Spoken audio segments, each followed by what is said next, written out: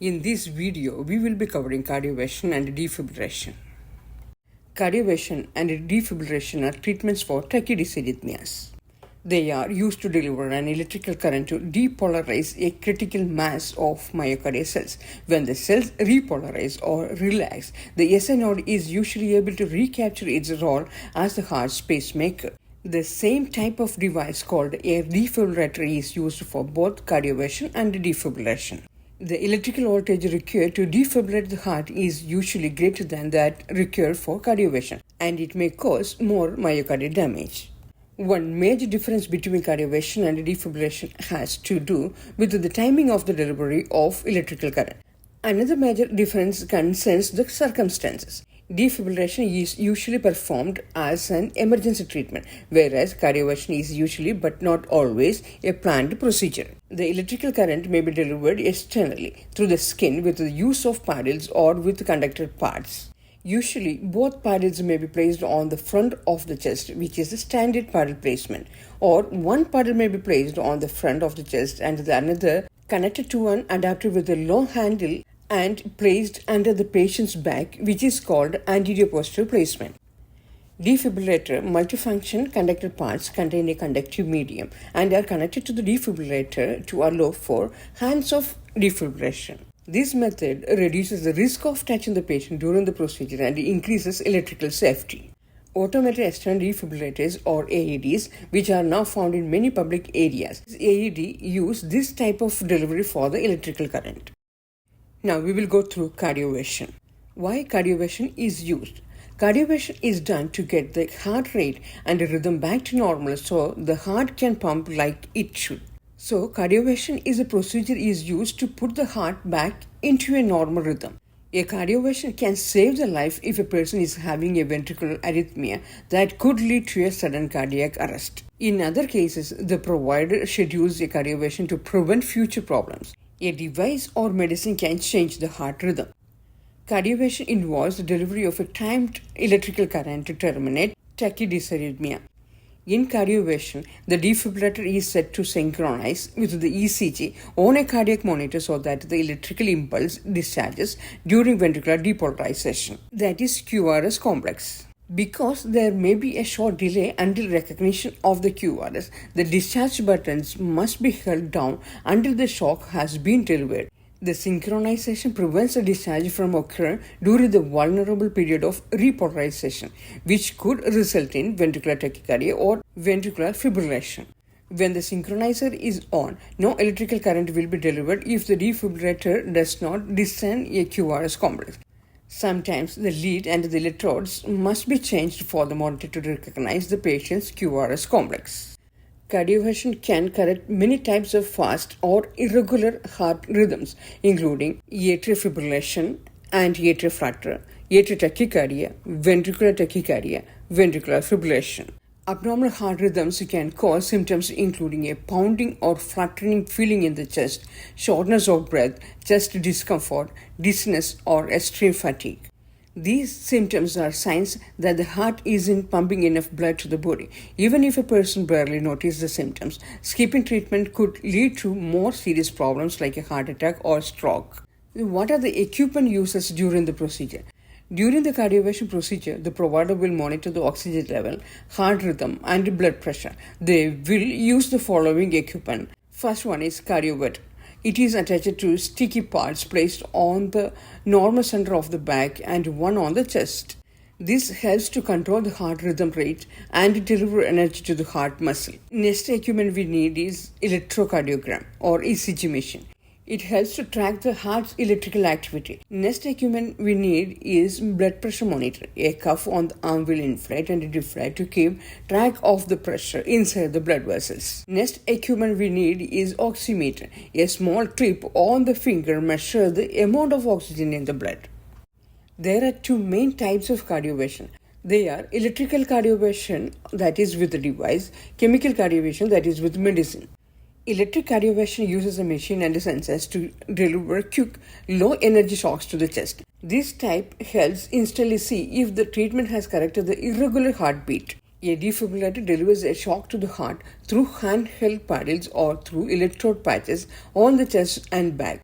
If a person is at high risk for dangerous arrhythmias or the heart doesn't work well, the provider may put an implantable cardioverter defibrillator that can correct the rhythm.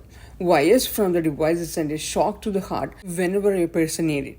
Chemical cardioversion, also called pharmacological cardioversion, uses medicine to reset the heart rhythm, but it takes longer to work than electric cardioversion. No shocks are given during this type of cardioversion. The provider can give medicines to a person to swallow or receive through an IV. It can work in minutes, hours, or even days. A person may receive this medicine in a hospital, so the provider can keep an eye on the heart rhythm. If a person is taking this medicine at home, he or she will need to stay in touch with the provider. Now we will go through implantable cardioverter defibrillator. The implantable cardioverter defibrillator is a device that detects and terminates life-threatening episodes of ventricular tachycardia or ventricular fibrillation in high-risk patients. Patients at high risk are those who have survived sudden cardiac death syndrome, usually caused by ventricular fibrillation, or have experienced symptomatic ventricular tachycardia, or patient may experience syncope secondary to ventricular tachycardia. In addition, an ICD may be indicated for patients who have survived an MI but are at high risk for cardiac arrest. An ICD consists of a generator and at least one lead that can sense intrinsic electric activity and deliver an electrical impulse. The device is usually implanted much like a pacemaker. ICDs are designed to respond to two criteria: a rate that exceeds a predetermined level or a change in the isoelectric line segments. When a dysarrhythmia occurs, rate sensors take 5 to 10 seconds to sense the dysarrhythmia. Then the device takes several seconds to charge and deliver the programmed charge through the lead to the heart. Battery life is about 5 years but varies depending on use of ICD over time. The battery is checked during follow-up visits. Antiarrhythmic medication is usually administered with this technology to minimize the occurrence of tachydysrhythmia and to reduce the frequency of ICD discharge. Some ICDs also deliver low-energy cardioversion and some also treat atrial fibrillation. Which device is used and how it is programmed depends on the patient's dysarrhythmias. The primary complication associated with the ICD is surgery-related infection.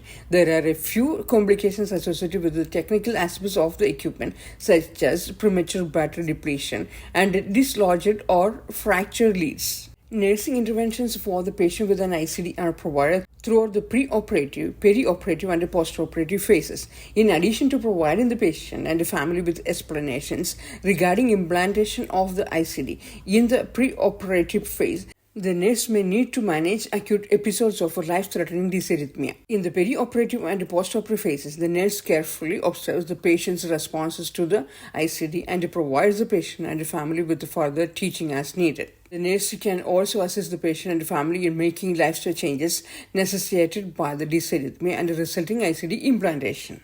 Whether using pads or paddles, the nurse must observe two safety measures. First, good contact must be maintained between the pads or paddles and the patient's skin, with a conductive medium between them to prevent electrical current from leaking through the air when the defibrillator is discharged. Second is, no one is to be in contact with the patient or with anything that is touching the patient when the defibrillator is discharged, to minimize the chance that electrical current is conducted to anyone other than the patient. In most monitors, the synchronization mode must be reactivated if the initial cardioversion was ineffective and another cardioversion is needed. If the cardioversion is elective or planned, anticoagulation for a few weeks before cardioversion may be indicated. Digoxin is usually withheld for 48 hours before cardioversion to ensure the resumption of sinus rhythm with normal conduction. The patient is instructed not to eat or drink for at least 8 hours before the procedure. Gel-covered paddles or conductor pads are positioned front and back, that is anterior-posteriorly, for cardioversion. Before cardioversion, the patient receives intravenous sedation as well as analgesic medications or anesthesia. Respiration is then supported with supplemental oxygen delivered by a back mask valve device with suction equipment ready available. Although patients rarely require intubation, equipment should be kept ready. The amount of voltage used varies from 25 to 360 joules, depending on the defibrillator's technology and the type of dysrhythmia. If ventricular fibrillation occurs after cardioversion, the defibrillator is used to defibrillate the patient. That means synchronization mode is not used. Indications of a successful response are conversion to sinus rhythm, adequate peripheral pulses, and adequate blood pressure. Because of the sedation, airway patency must be maintained and the patient's state of consciousness assessed. Vital signs and oxygen saturation are monitored and recorded until the patient is stable and recovered from sedation and the effects of analgesic medications or anesthesia. ECG monitoring is required during and after cardioversion. Now we will see defibrillation. Defibrillation is used in emergency situations as the treatment of choice for ventricular fibrillation and pulseless ventricular tachycardia. These are the most common cause of abrupt loss of cardiac function and sudden cardiac death. Defibrillation is not used for patients who are conscious or have a pulse. It is most effective when the myocardial cells are not at anoxic or acidotic. Rapid defibrillation within 2 minutes is critical to a successful patient outcome. Defibrillators deliver energy using a monophasic or biphasic waveform. Monophasic defibrillators deliver energy in one direction. Biphasic defibrillators deliver energy in two directions. In biphasic, the shocks delivered are at lower energies and with fewer post-shock dysrhythmias than monophasic defibrillators.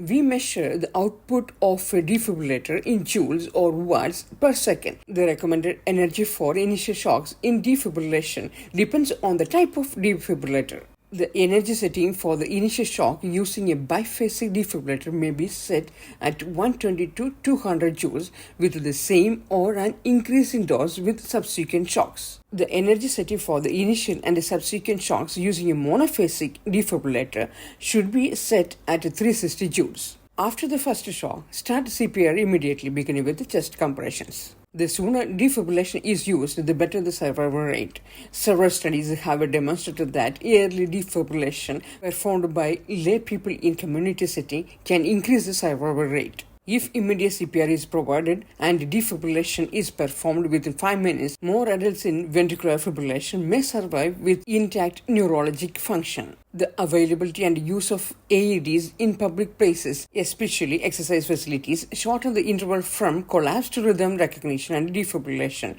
which can significantly increase survival. Defibrillation involves the passage of an electric shock through the heart to depolarize the myocardial cells. The goal is that after repolarization, the SI node will be able to resume the role of pacemaker.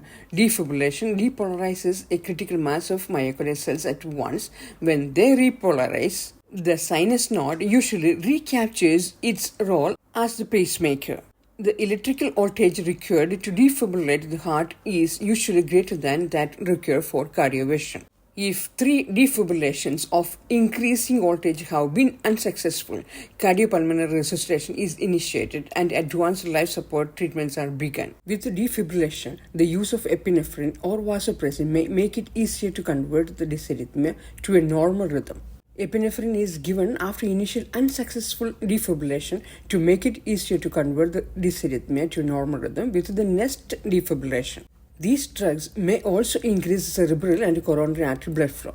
After the medication is administered and 1 minute of cardiopulmonary resuscitation is performed, defibrillation is again administered.